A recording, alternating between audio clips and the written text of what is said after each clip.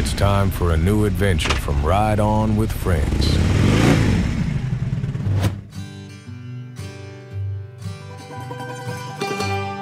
Herzlich willkommen zu unserem Roadtrip Kalimera Hellas Teil 4 mit dem Motorrad auf den schönsten Straßen Griechenlands.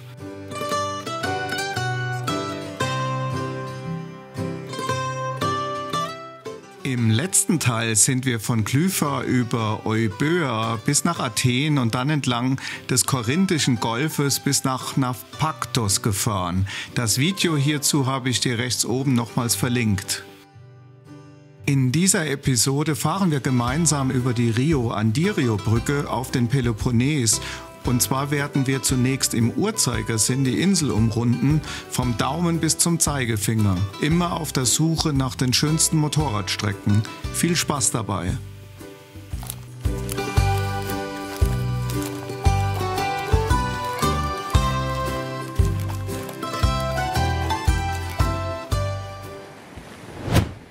Wir starten den zweiten Teil unserer Reise in Naupaktos und fahren über die Rio-Andirio-Brücke auf den Peloponnes.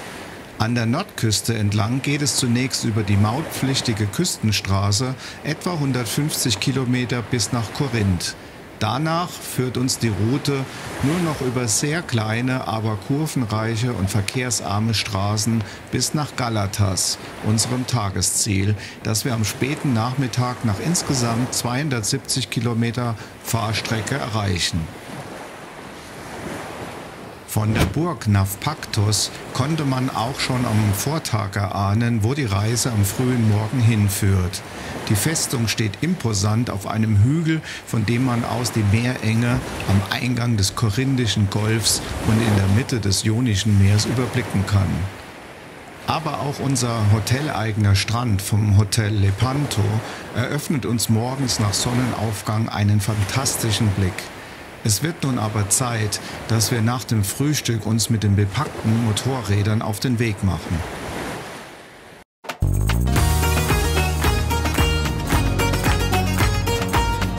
Auf diese glorreiche Idee sind natürlich auch viele Griechen gekommen und so schlängeln wir uns gemeinsam durch die engen Straßen von Naupaktos bis zum Stadtausgang.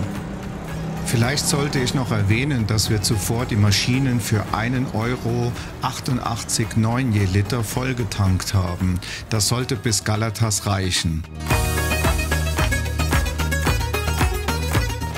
Wir fahren bei weniger Verkehr nun weiter der Küste entlang bis zum Ort Andirio. Hier wurde im Jahr 2004 mit der zurzeit zweitlängsten Schrägseilbrücke die beiden Orte Andirio auf dem Festland und Rio bei Patras auf dem Peloponnes verbunden. Die etwa 2,8 Kilometer lange Brücke sollte laut Erbauer ein Erdbeben bis zu einer Stärke von 7 verkraften. Testen mussten wir das zum Glück nicht. Auch der oft starke Seitenwind war diesmal beim Überqueren kein Problem. Allerdings muss man eine Maut für die Brücke zahlen.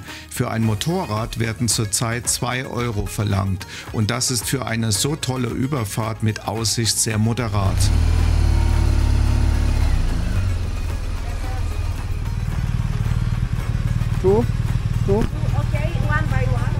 Die Brücke ist beeindruckend. Da der Kanal von Korinth auch von großen Schiffen genutzt wird, muss der Fahrbahnbereich entsprechend hoch über dem Meeresspiegel liegen.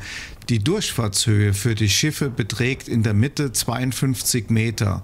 Die Brückenpfeiler müssen einen Aufprall von großen Frachtern standhalten.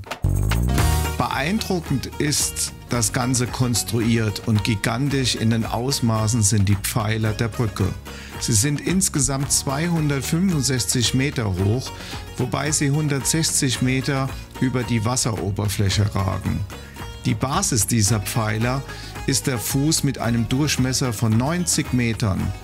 Aufgrund ihres enormen Gewichts brauchen die Füße der Pfeiler nicht im Boden verankert werden. Die Masse hält sie am Boden fest. Da der Untergrund allerdings nicht stabil genug war, wurden bis zu 30 Meter lange Stahlrohre mit einem Durchmesser von 2 Meter in das Erdreich unter den Pfeilern gerammt. Aufgrund der Ausmaße des Pfeilerfußes wurden rund 200 solche Stahlrohre pro Pfeiler benötigt. In der Zeit, als es noch keine Brücke gab, erledigten Fährschiffe den Transport von einer Golfseite auf die andere. Heute stehen die Fähren arbeitslos im Hafen. Die Überfahrt mit der Fähre dauerte etwa eine halbe Stunde. Mit der Brücke ist das andere Ufer in etwa 5 Minuten erreicht. Ein Foto-Hotspot der Rio-Andirio-Brücke ist sicherlich auf dem Peloponnes das Ostpier nahe der alten Festung Rio. Wir halten am Pier an und schießen die obligatorischen Erinnerungsfotos, bevor es dann weitergeht auf der mautpflichtigen Autobahn Richtung Korinth.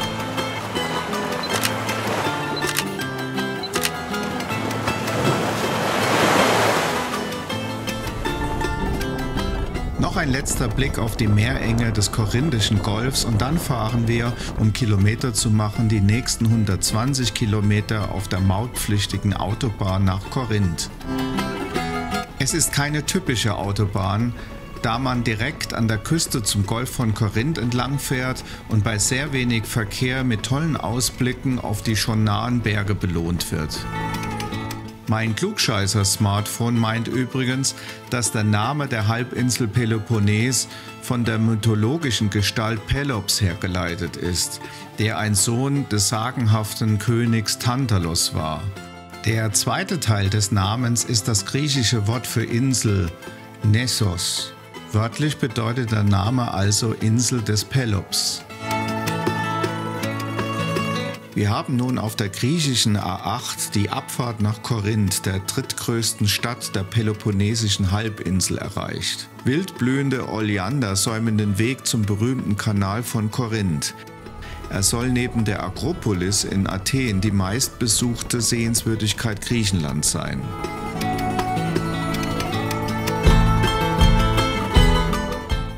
Wir werden den berühmten Kanal von Korinth gleich zweimal überqueren. Zunächst fahren wir im Westen über die Brücke auf das Festland und dann im Osten über die Brücke wieder zurück auf die Halbinsel Peloponnes. Insgesamt gibt es 5 Brücken über den Kanal.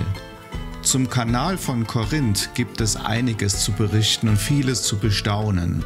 Die ca. 6 Kilometer breite Landenge sahen Ingenieure schon im 6. Jahrhundert vor Christi Geburt als idealen Ort für die Schaffung eines künstlichen Seewegs an, der den Golf von Korinth mit dem Saronischen Golf verbindet und Seefahrern so den ebenso mühevollen wie gefährlichen, fast 400 Kilometer langen Umweg um die gesamte Peloponnes herum ersparen sollte.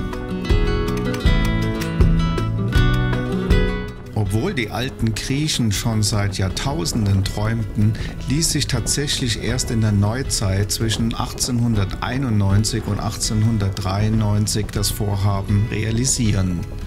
Das Wundermittel, das den Kanalbau im 19. Jahrhundert dann doch tatsächlich ermöglichen sollte, hieß Dynamit.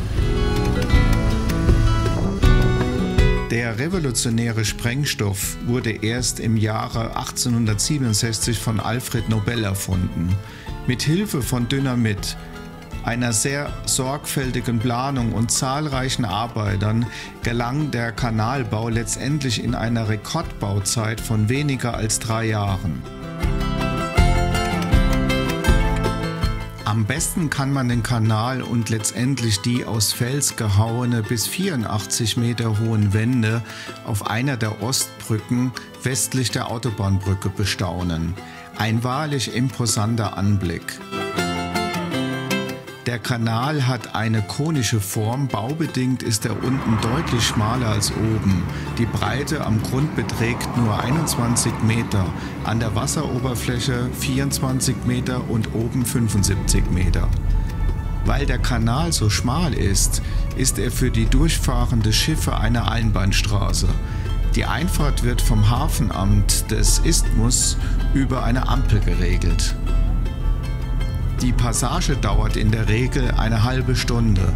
Bei sehr großen Schiffen, die geschleppt werden müssen, kann sie sich auch bis zu 1,5 Stunden hinziehen. Pro Schiffsmeter werden 10 € für die Durchfahrt berechnet.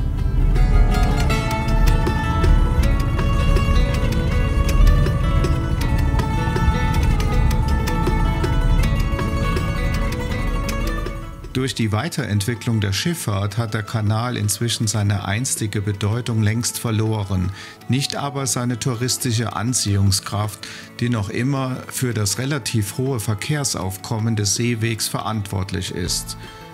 Bis heute passieren täglich im Durchschnitt 30 Schiffe den Kanal, was ca. 11.000 Schiffe pro Jahr entspricht. Wir fahren nun weiter auf die Brücke auf den Peloponnes in Richtung Ostküste zu unserem nächsten Highlight. Die Temperaturen steigen schon wieder auf 34 Grad.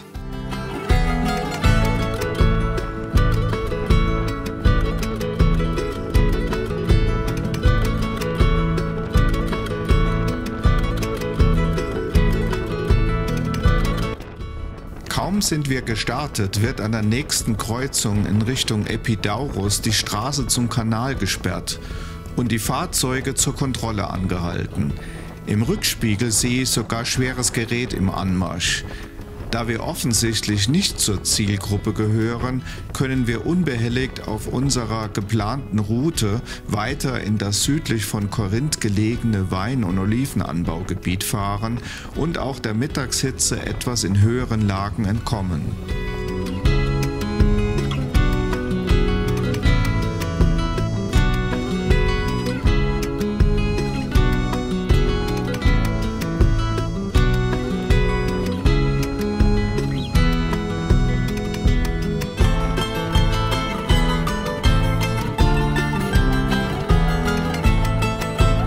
Je weiter wir in das Wein- und Olivenanbaugebiet Corinthia auf Kleinstraßen vordringen, umso mehr kommen die Bilder aus den Nachrichten in Erinnerung. Erdbeben, Dürren und Waldbrände haben dazu geführt, dass bereits viele Bauern in der Region schon aufgeben mussten. Ernteausfälle treiben den Preis für Olivenöl weiter in die Höhe und gegenüber dem letzten Jahr hat er sich bereits verdoppelt. Unser Zwischenziel ist ein Exponat der deutschen Bundeswehr, das eine eigene Geschichte hat und hier in der Einöde nicht erwartet wird.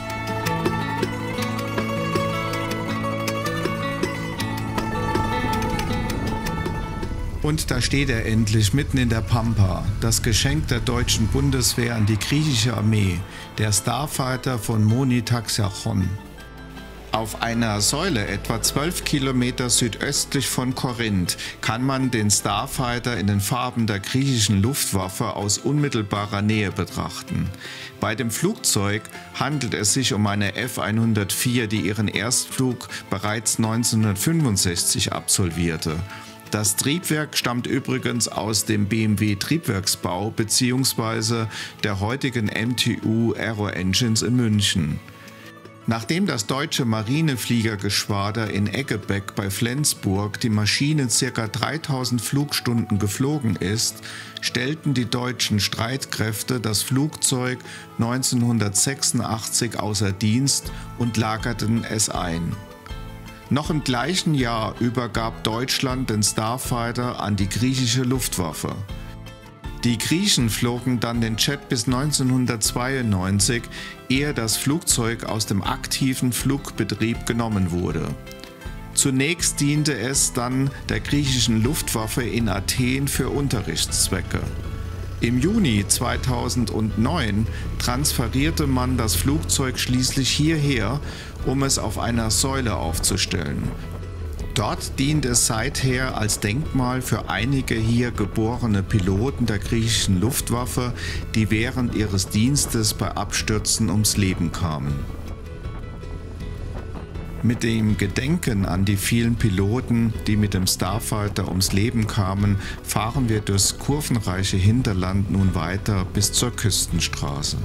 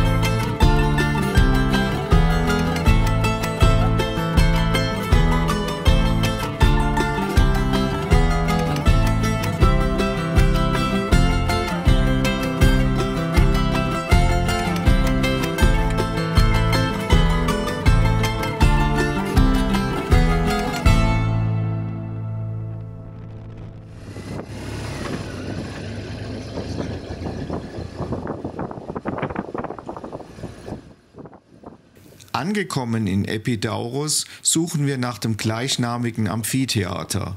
Nicht zu verwechseln mit dem größten Theater der Antike, Epidaurus, das ca. 16 Kilometer von der vor der Küste versunkenen Altstadt entfernt ist. Wir fahren zu dem weniger besuchten und kleineren Amphitheater direkt nahe der Stadt Epidaurus zu einem Zwischenstopp. Es soll nicht so überlaufen sein und man kann mit den Motorrädern bis fast in die Arena fahren.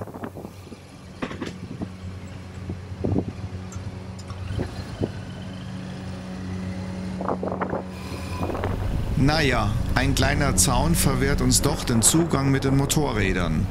Das Amphitheater liegt eindrucksvoll hier in der Bucht. Ich finde es genauso schön wie die große Schwester, aber außer einem Wohnmobil sind wir die einzigsten Besucher. Und das ist gut so.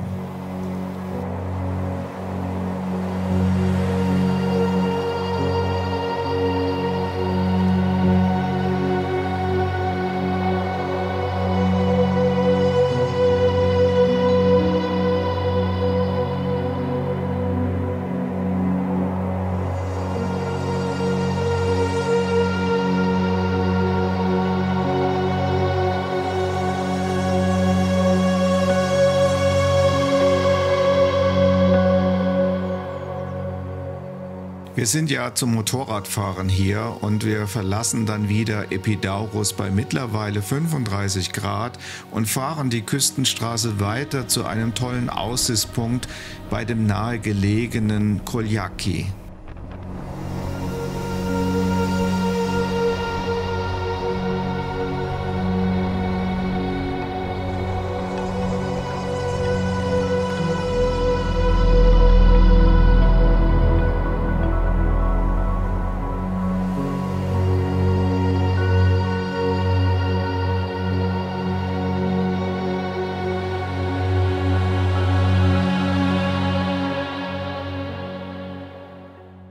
Ich muss allerdings zugeben, dass die serpentinenreiche Straße hoch nach Kolyaki nicht geplant war.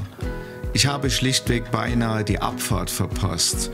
Und es sollte nach der Garden Route in Südafrika eine der schönsten Küstenstraßen Europas werden. Gut, dass mein Navi penetrant bitte wenden, in die Helmlautsprecher gedröhnt hatte.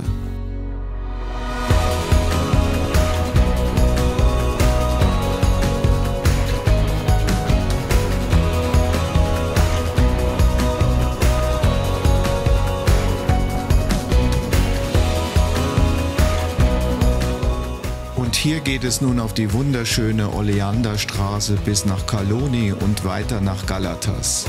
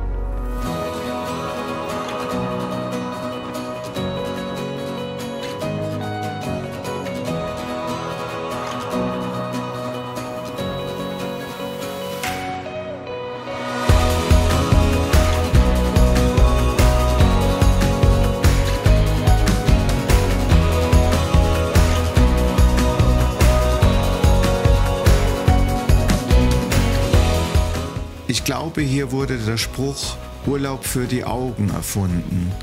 Ich kann mich gar nicht satt sehen. Der Weg ist das Ziel und so merken wir gar nicht, dass wir seit dem Frühstück noch gar nichts gegessen haben.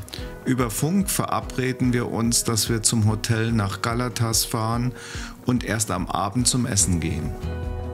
Wir lassen diesmal die wunderschöne Halbinsel Methana mit ihren vielen schwefelhaltigen Thermalquellen links liegen und fahren die Küstenstraße am Sardischen Golf bis nach Galatas weiter. Übrigens, der Begriff Methan ist nicht von dem Namen der Halbinsel Methana abgeleitet, obwohl hier vor der Nordküste Methanas 1987 erst ein unterseeischer Vulkan entdeckt wurde und die Vermutung naheliegt. Wir kommen nun in Galatas an. Galatas ist ein kleines Städtchen an der Ostküste des Peloponnes gegenüber der Inseln Poros und Calabria. Wir haben eine große Ferienwohnung direkt am Hafen mit Frühstück gebucht.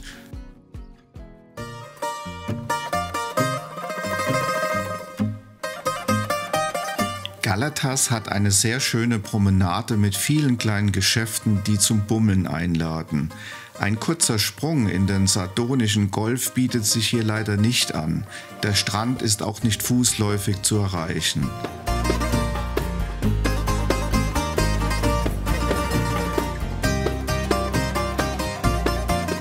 Mit zahlreichen Wassertaxis und Fähren kann man auf die benachbarten Inseln übersetzen. Wir verweilen allerdings in Galatas, da hier die vielen Tavernen mit frisch gefangenem Fisch und den landesüblichen Grilltellern mit Fleischbergen und griechischem Salat locken. Bei einem guten Essen lassen wir den Tag dann ausklingen und beobachten aber noch lange das rege Treiben am Hafen.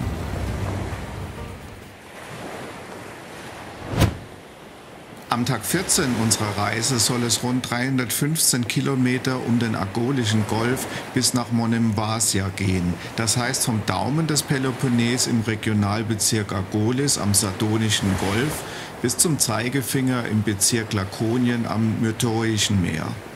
Wir werden an antiken Städten, die bereits vor 5000 Jahren gegründet wurden, alte Festungen und Klöster vorbeikommen und viele kurvenreiche kleine Küstenstraßen befahren. Um 8:30 Uhr sollte es im angrenzenden Café unser Frühstück geben. 15 Minuten später als geplant wurde dann das Café geöffnet und weitere 15 Minuten später wurde uns endlich ein spärliches Frühstück serviert. Wir hatten zwar ein sehr großes 3-Zimmer-Apartment mit Balkon in zentraler Lage, aber das Frühstück hätten wir uns doch besser selbst gemacht. Eigentlich wollten wir heute aufgrund der Hitze schon früher unterwegs sein, aber jetzt ist es doch schon wieder 10 Uhr morgens und 27 Grad warm, als wir in Galatas starten, um quasi den Daumen des Peloponnes in Richtung Argos auf kleinen Bergstraßen zu umrunden.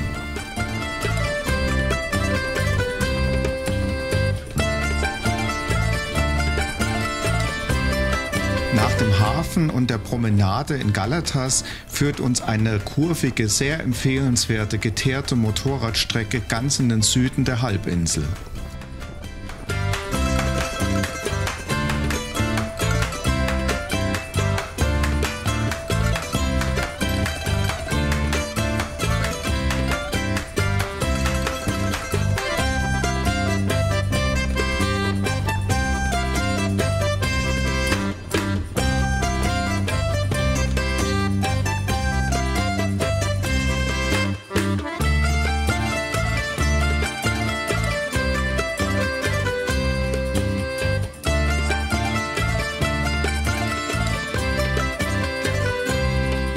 Am Horizont sehen wir schon die Insel Hydra im Sardonischen Golf. Die Insel, die im Sommer viele Schriftsteller, Maler und Musiker anzieht, hat eine Besonderheit. Motorisierte Fahrzeuge sind hier nicht erlaubt. Anstelle von Autos und Motorrädern sind Esel und Maultiere die Hauptverkehrsmittel der Insel. Ein Besuch auf Hydra soll eine Reise in die Vergangenheit sein. Fähren fahren täglich mehrfach von Metochi in 25 Minuten nach Hydra.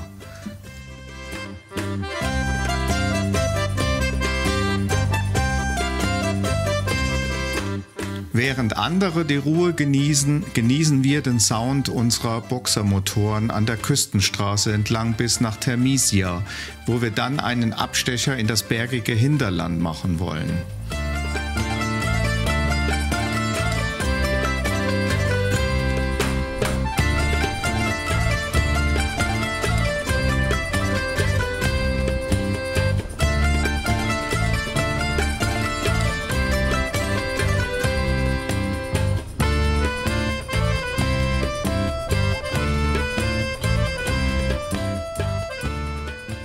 Sobald man die Küstenstraße verlässt, nimmt der Seewind merklich ab und die Temperatur zu, obwohl man einige hundert Meter höher unterwegs ist, denn es geht hier schnell über Straßen mit einer Steigung bis zu 15% in die Berge.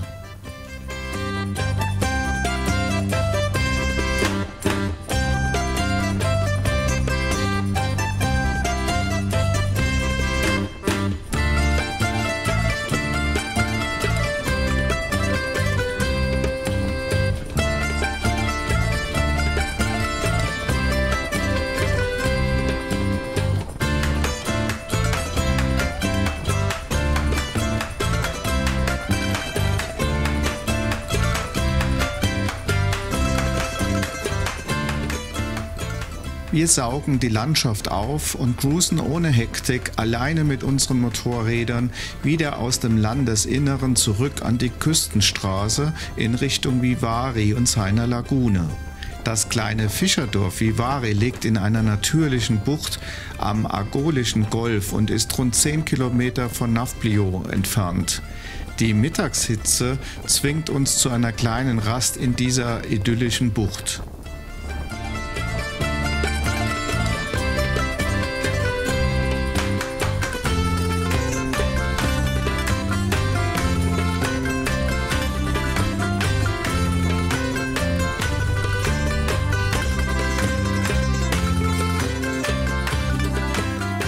Wir fahren dann die Küste am Argolischen Golf weiter und lassen aber diesmal Nafplio einfach links liegen.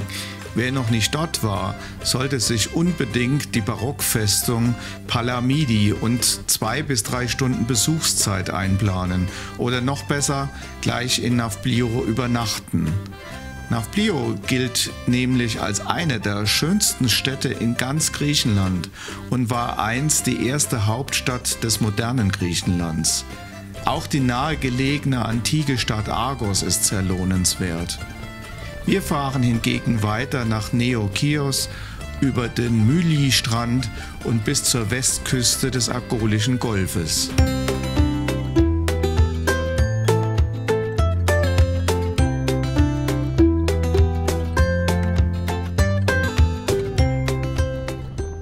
Die sehr kurvige Küstenstraße führt uns zunächst bis nach Lakos in Richtung Süden. Bei Leonidi wollen wir dann zunächst nach Westen in die sehr enge Schlucht des bis zu 1940 Meter hohen Panon-Gebirges abbiegen und auf einem Gebirgszug im Zeigefinger des Peloponnes bis nach Monemvasia nach Süden fahren.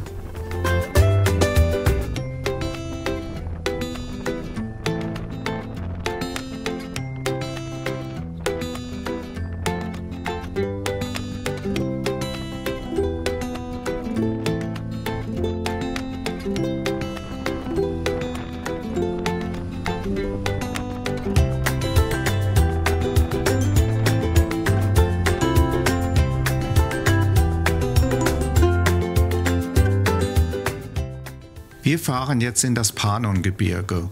Unser nächster Foto-Hotspot wird etwa in 20 Kilometer Entfernung von Leonidion, das berühmte Kloster Elonis, sein. Es ist ein in einer Felswand hängendes Kloster an der Straße von Leonidion nach Kosmas, sozusagen im Niemandsland der arkadischen Bergwelt. Es wurde unzugänglich wie ein Adlerhorst an einer Steilklippe errichtet. Der Legende nach beginnt die Geschichte des Klosters bereits im Jahre 1300. Die bewegte Historie mit Zerstörung und Wiederaufbau des Klosters ist, wie häufig in Griechenland, sehr von der türkischen Besatzungszeit geprägt. Bis 1972 war es ein Männerkloster und wurde dann in ein Frauenkloster umgewandelt. Das Frauenkloster wurde nach der Volkszählung im Jahre 2001 von 4 Nonnen bewohnt. Nach meiner Kenntnis mussten mittlerweile die letzten Nonnen altersbedingt das Kloster verlassen. 2 Mönche betreuen nun das Kloster.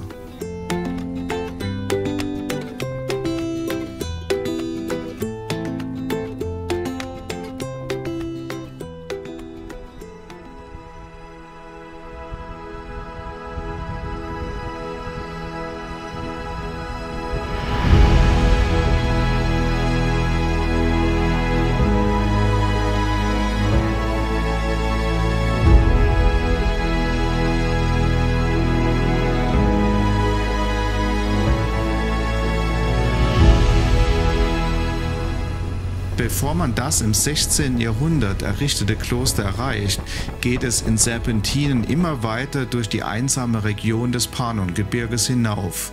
Von der Durchgangsstraße führt dann ein beschilderter Asphaltweg noch mehrere hundert Meter hinauf zum Parkplatz.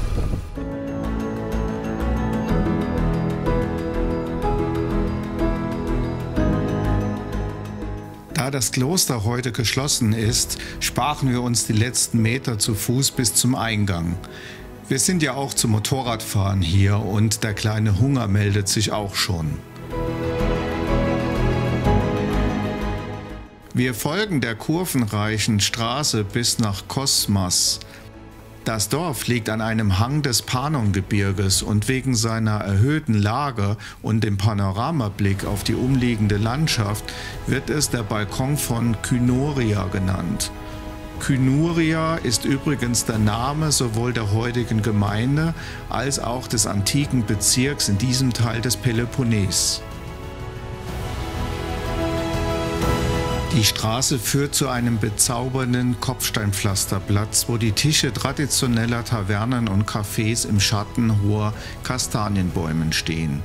Wir wollen hier rasten, um lokale Gerichte zu probieren.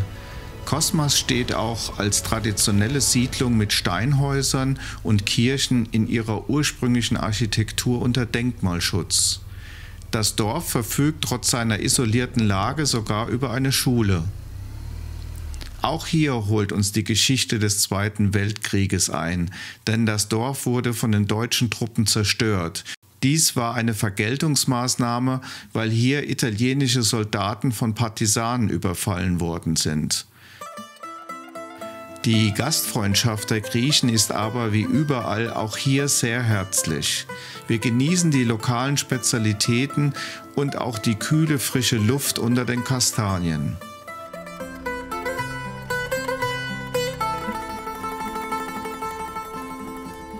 Der Ort lädt zwar zum Verweilen ein, wir müssen aber noch ca. 75 Kilometer weiter nach Monevasia und dies über teilweise kleine, kurvige Straßen.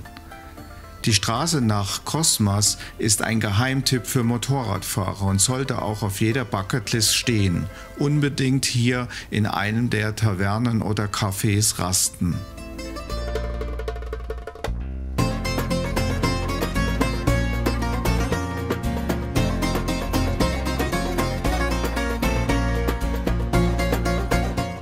Wir fahren auf dem Bergrücken mit tollen Ausblicken weiter nach Süden über Apidea bis in die Ebene nach Molai, die vor allem durch den Anbau von Oliven geprägt ist.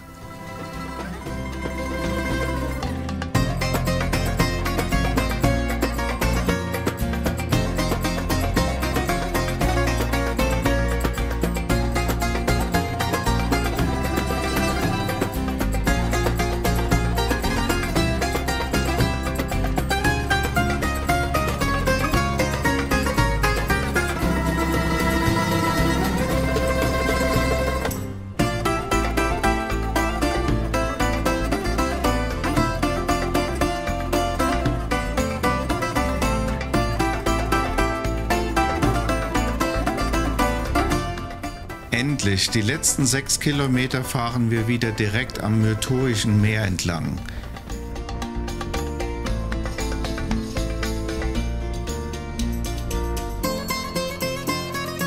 Wir sehen auch schon den markanten Felsen von Monemvasia. Monemvasia in Griechenland ist eine beeindruckende Burgstadt. Sie wurde unsichtbar vom Festland aus gebaut, um feindliche Angriffe zu vermeiden. Sie ist nur vom Meer aus zu sehen und nur ein schmaler Weg verbindet sie mit dem Festland. Und dort liegt unser Tagesziel, das 4-Sterne-Hotel Lazzaretto, auf das wir schon ganz gespannt sind.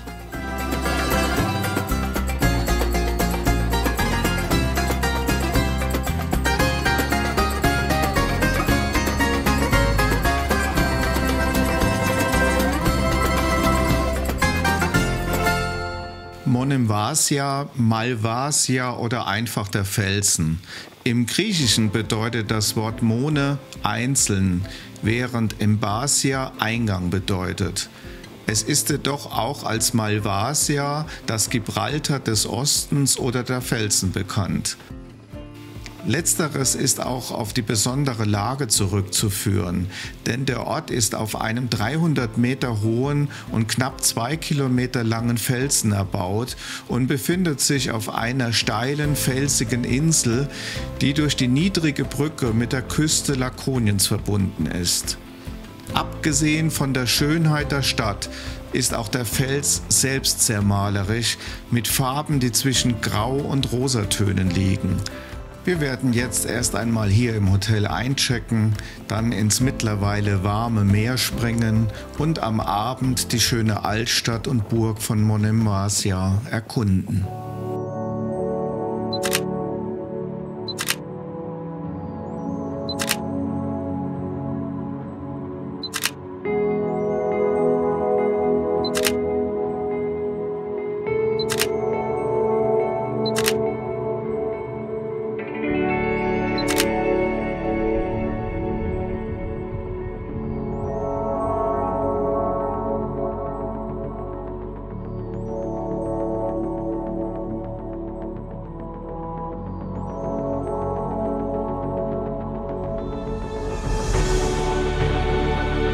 Eine Insel, die wie ein gewaltiger Eisberg aus der blauen Ägäis emporragt, ein Labyrinth aus braunen Steinhäuschen, antike Festungsruinen, süße Cafés, schicke Restaurants und sagenhafte Ausblicke über das einzigartige Häusermeer der Inselfestung.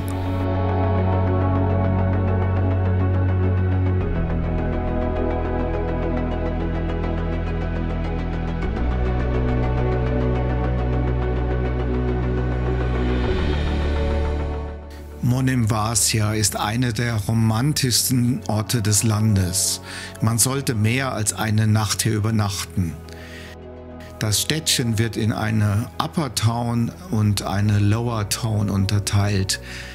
Die Lower Town besteht aus unzähligen verwinkelten Gässchen aus dem Mittelalter. Hier lässt sich ein herrlicher Tag beim Bummeln durch die vielen Cafés, Restaurants und Shops verbringen. Die Upper Town befindet sich auf dem höchsten Punkt der Insel und besticht durch ihre antiken Ruinen. Über Treppen und einen Pfad kann man hinauf bis zur Ruinenfestung wandern. Von oben genießt man einen sagenhaften schönen Blick auf das terrakottafarbene Häusermeer, das glitzernde Wasser und die Hügellandschaft auf dem Festland.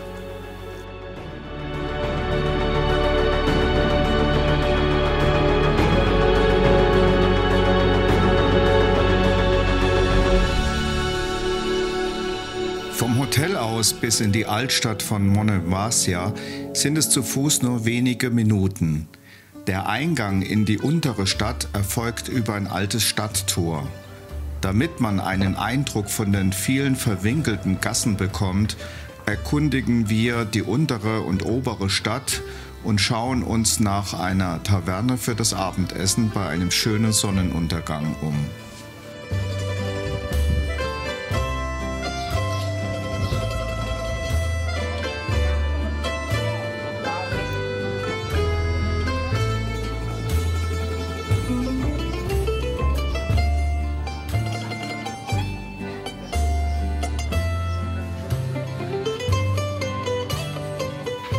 Besonders interessant ist die Geschichte der Stadt. Monemvasia war im Byzantinischen Reich ein wichtiger Stützpunkt sowie Festung und galt als uneinnehmbar. Mit der Eroberung durch die Türken im Jahr 1715 verlor die Stadt allerdings immer mehr an Bedeutung. Heute tragen die byzantinischen Ausgrabungen rund um Monemvasia das europäische Kulturerbesiegel. Viele historische Gebäude zeugen von der bewegten Vergangenheit der Felsenstadt. Monemvasia ist facettenreich. Wer wie wir sportlich ist, kann auf die mittelalterliche Burg in der Oberstadt, das Wahrzeichen Monemvasias, steigen. Der steile Aufstieg lohnt sich, denn belohnt wird man mit einem eindrucksvollen Panoramablick auf das gesamte Gebiet.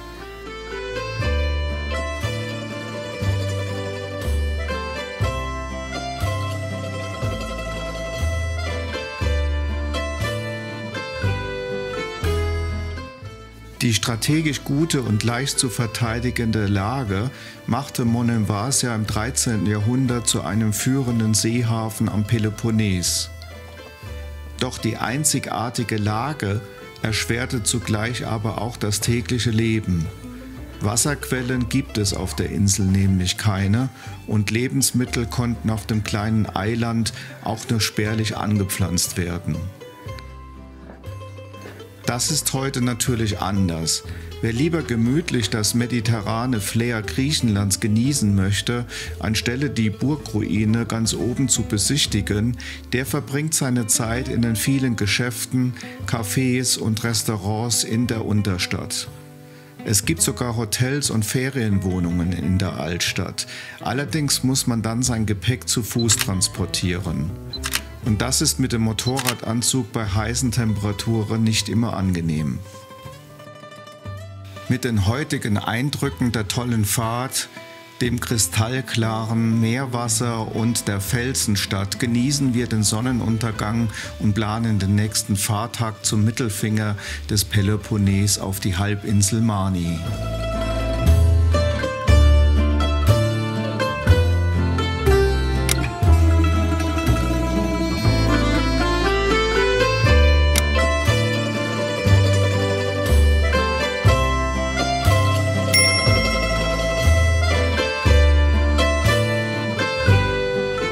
Ich hoffe, dass es dir bisher gefallen hat und ich würde mich freuen, wenn du mit uns auch in den nächsten Episoden auf den Motorrädern durch Griechenland unter dem Motto Kalimera Hellas unterwegs bist.